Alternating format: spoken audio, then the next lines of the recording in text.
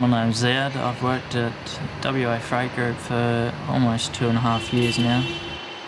We'd come in the morning, be about 5 or 6 o'clock in the morning. We come in and go through the pre-start checklist for the forklifts. So first round we go to the tyres and check each tyre. Inspect the wheel nuts for looseness or any missing.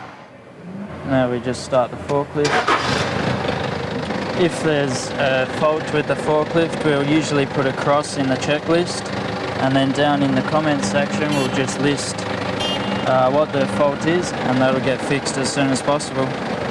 Now we check the general condition, and then the final thing to do before we shut it off is indicate whether it's operational or non-operational, and in this case it is. The ones we use in this depot are diesel operated. So firstly, the first lever we have here is for obviously lifting the forks upwards and down. The second lever, as you can see, this tilts it up as we pull it back, and that's the maximum it will go, and down as we push it forwards. And the third lever is to side shift, moves the whole tines either left or right. And the fourth lever we have on the end is to close our tines, and on the other side the simple gear lever up is to go forwards, in the middle is in neutral, and downwards is to reverse. So I want you to grab those 3 pallets, like the 2 small white ones and the black one directly behind it, load it onto that truck right there for us if you could, thanks. To get the forklift ticket before I came to this job, I went to an outside company and did a 2-day course. We have a written section and then an actual manual section where we go out onto the forklift and train up on the skills required to work at a place like this. For myself, I hadn't had a lot of experience before I came to this job, so it was a matter of getting onto the fork, getting experience, getting a feel for the forklift before you had the right skills to be loading trucks and doing the daily requirements we need here.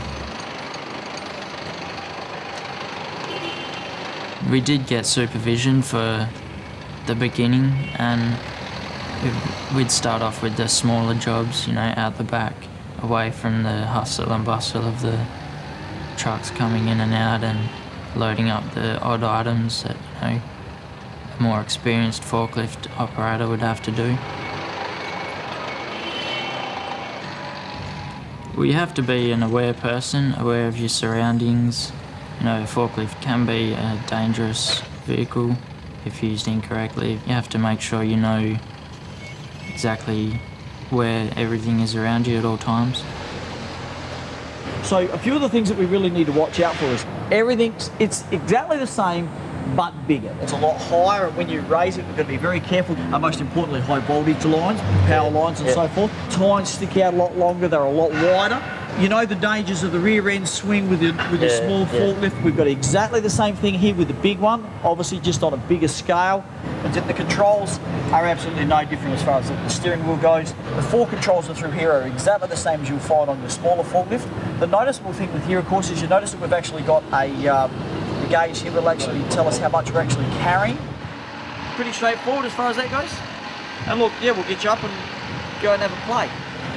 Take the handbrake off, stick it in the gear, stick it forward.